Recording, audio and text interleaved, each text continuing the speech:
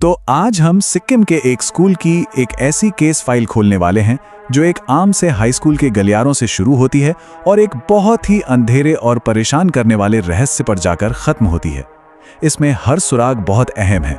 तो चलिए इस मामले की तह तक चलते हैं। और कहानी की शुरुआत होती है इसी एक लाइन से।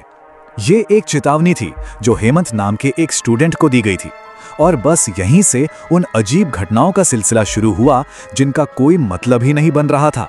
ये एक ऐसा वाकया है जो इस पूरी कहानी पर अपनी एक गहरी छाया डालने वाला है। देखिए, हर डरावनी कहानी की शुरुआत ना एक बहुत ही नॉर्मल सी जगह से होती है।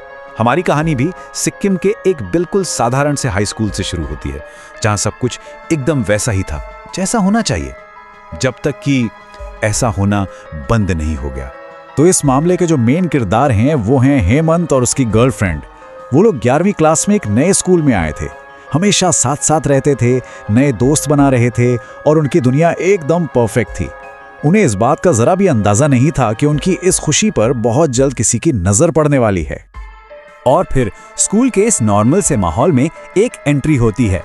एक नई स्टूडेंट क्लास में आती है जिसका नाम हम यहाँ ऋषिका रखेंगे, और उसके आने के साथ ही सब कुछ बदलना शुरू हो जाता है। ऋषिका मतलब वो बिल्कुल अलग थी सबसे।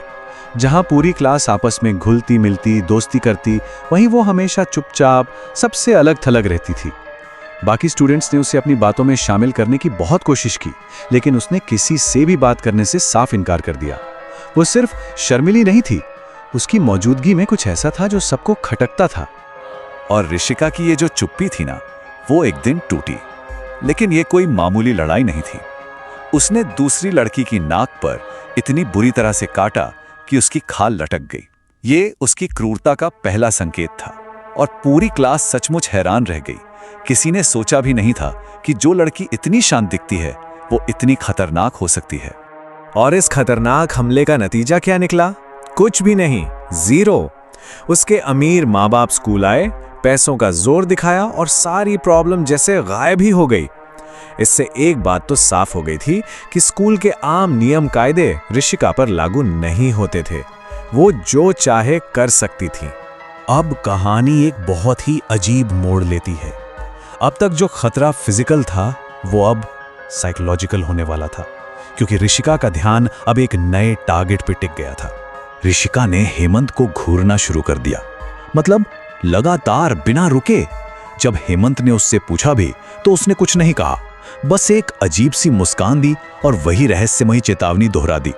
चेतावनी अक्सर किसी असामान्य चीज की ओर ले जाती है। ये एक बहुत ही बेचैन करने वाला एहसास था, जैसे कोई हर पल आप पर नजर रखे हुए हो।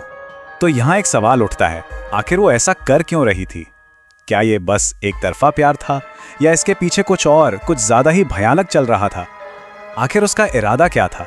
ये जो साइकोलॉजिकल प्रेशर बन रहा था वो आखिरकार एक दिन फट गया, जब ऋषिका ने हेमंत की गर्लफ्रेंड के ठीक सामने उसे छूने की कोशिश की। उसकी गर्लफ्रेंड का गुस्सा 7वें आसमान पर पहुंच गया और उसने ऋषिका पर हमला कर दिया। इस लड़ाई ने घटनाओं का एक ऐसा सिलसिला शुरू कर दिया जिसे फिर कोई नहीं रोक सका। और अब हम आते हैं इस केस के सबसे जरूरी सबूतों पर। 2 तोहफे जो देखने में तो बड़े मासूम थे, लेकिन अपने अंदर एक बहुत ही भयानक राज छिपाए हुए थे। पहला सुराग था लड्डू। हुआ ये कि अपने जन्मदिन पर ऋषिका ने पूरी क्लास में लड्डू बांटे। हेमंत को लड्डू थोड़ा बासी और अजीब लगा, लेकिन उसकी गर्लफ्रेंड ने अपना और हेमंत का दोनों लड्डू खा लिए, और उसी रात वो इतनी बुरी तरह बीमार पड़ी कि उसे सीधा हॉस्पिटल में भर्ती करना पड़ा। तो क्या ये बस एक भयानक इत्तेफाक था, या फिर उस मिठाई में ही कुछ ऐसा था जिसकी वजह से ये अचानक और इतनी गंभीर बीमारी हुई? ये वो सवाल था जो हेमंत को अंदर ही अंदर खाए जा रहा था। और फिर सामने आता है दूसरा सुराग। ऋषिका हेमंत के घर पर एक डिब्बा छोड़ जाती है। जब हेमंत उसे खोलता है तो उसमें से एक बर्दाश्त न करने लायक सड़ी हुई बदबू आती है, और अंदर किसी के लंबे बालों का एक गुच्छा पड़ा था।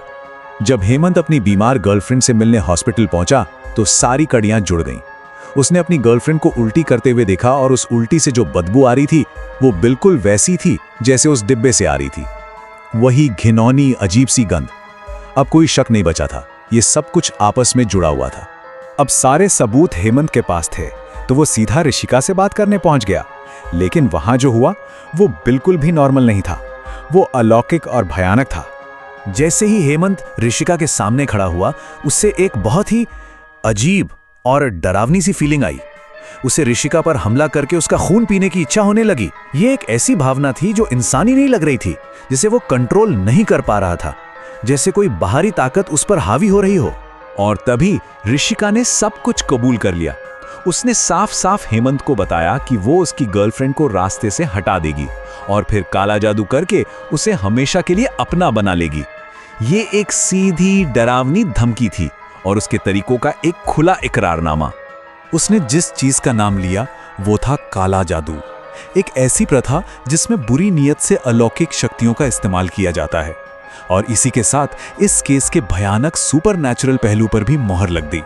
कहानी का अंत जैसा सोचा था वैसा नहीं हुआ। हेमंत और उसकी गर्लफ्रेंड तो ठीक हो गए, लेकिन ऋषिका की कहानी ने एक ऐसा दुखद मोड़ लिया जिसने उसके किरदार की एक और परत को सबके सामने ला दिया। कुछ वक्त बाद खबर आई कि ऋषिका ने आत्महत्या कर ली है, और साथ ही एक और सच सामने आया। उसका पिता एक शराबी था और उसे रोज मारता पीटता था। इस सच ने ऋषिका की दो अलग अलग तस्वीरें सामने रखी। एक तरफ वो एक हिंसक, जुनूनी लड़की थी जो काला जादू करती थी, और दूसरी तरफ वो घर पे होने वाले अत्याचार की शिकार एक अकेली लड़की थी। तो आखिर में सवाल यही रह जाता है, क्या कुछ लोग पैदाइशी तौर पर बुरे होते हैं या फिर हालात उन्हें ऐसा राक्षस बना देते हैं? ऋषिका की कहानी कर्म और त्रासदी के बीच की लाइन को धुंधला कर देती है और हमें यह सोचने पर मजबूर करती है कि असली विलन आखिर था कौन।